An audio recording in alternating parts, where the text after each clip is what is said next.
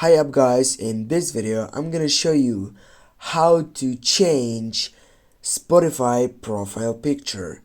First guys, what you need to do, just simply go and open up the application, and then when you're on your home screen, just tap on the settings button on your right upper side, then go just on view profile on your right side by the tick.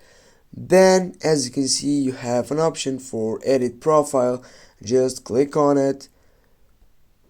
Now guys, on the first side you have an option, or you are available to change your photo. Just click on change photo, go for choose photo.